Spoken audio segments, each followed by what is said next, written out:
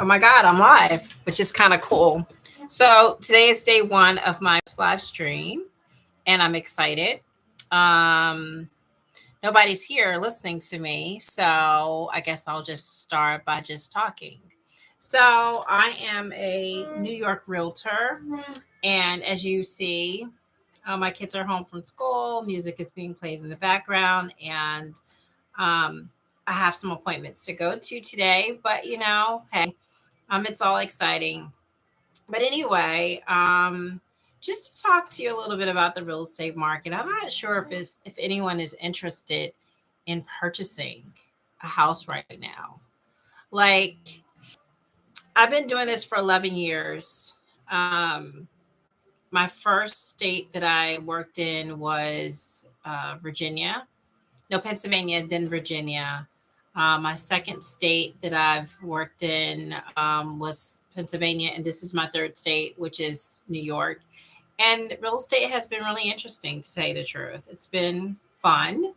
It allows me to be a mother, a wife, have a social life, and not necessarily have to, you know, um, clock in anywhere. So I don't have a 9 to 5. Some people think real estate is something that is like a job that they don't have to necessarily take serious. Like they can actually work whenever they want, and not have to like have set hours. But it's one of those things where you have to work a lot. You just have to you have more control of your working hours. I'll say that. So you work when you want to work, but you still have to put in the hours, and it takes a lot of hours to do anything in real estate, I swear. I'm working like 7 days a week. Some days I'll work 8 hours, some days I'll work longer, some days I'll work 2 hours. When I go on vacation, I still have to work because I'm always answering emails and still taking clients because I don't want to lose them. It's been hard for me to find some help in real estate, because it's one of those things where people are not as hardworking or aggressive as you are in what you do. So typically they don't work as hard. So if I could clone myself, I would leave myself this job all the time and be on vacation all the time, but I cannot clone myself. I have to I have to kind of like what is it called? Leverage myself through other people, in hopes that they do things the way I do them, but I can't ever leave without feeling like I'm leaving my clients altogether. But anyway, enough about me and real estate. I wanted this station not to only talk about real estate as it relates to the market, but I also wanted to talk about, different buyers and sellers, and because you out there, you are a buyer or you're a seller. Oh, renters too. I didn't add that in the description, but I talk to renters a lot as well. If you're renting right now, or let's just say, let's just cut all that out. Let's just say you're between the ages of 19 and 35. That's a good range, right?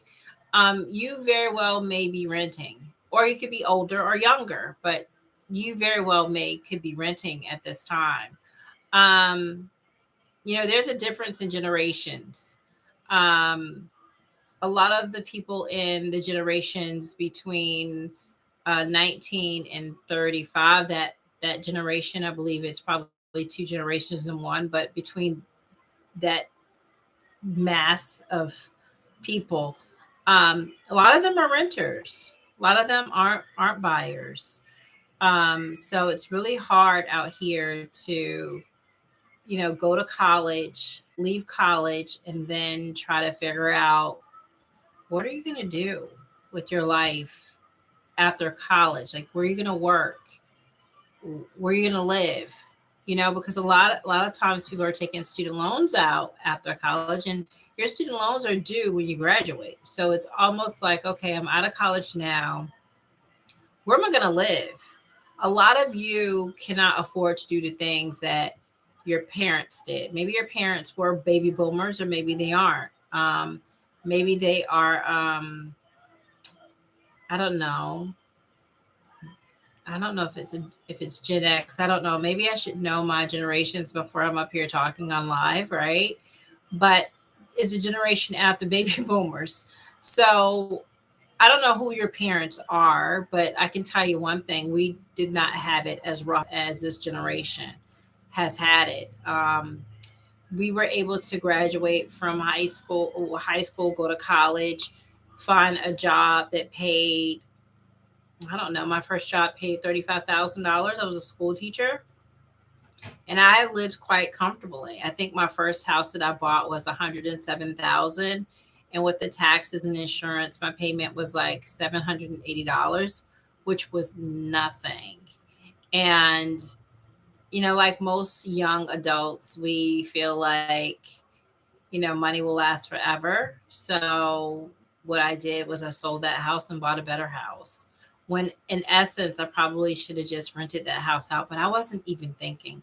Like if I could be the younger version of myself, if I could go back into time and be someone completely different, I probably would tell my younger self to invest in properties, because if you think about it, back then, I mean, the income was substantial to the living expenses. Now the income is not substantial to the living expenses.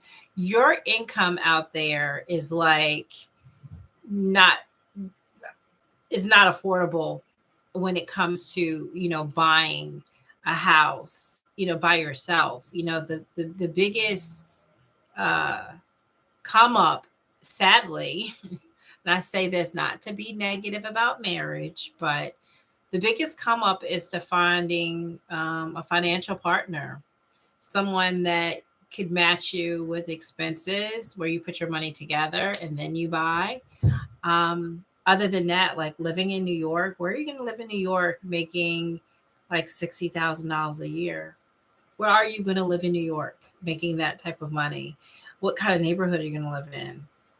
All those things are things that you have to decide on, because $60,000 living in New York is not $60,000 income, because 9 times out of 10, you have credit cards, you have student loans, you have car insurance, you have a car payment. So, in essence, watch this, you have, hold on, you have $60,000 a year, which is about $5,000 a month, right? And then you, out of the $50,000 a year, the $5,000 a month, you have a car payment that's like, let's say $400, minus your car insurance, which is let's just say it's $250, right? Minus your student loans, let's just say they are $800. That's like $3,500, right? And then let's just say your rent, because rent is running like $1,950 now.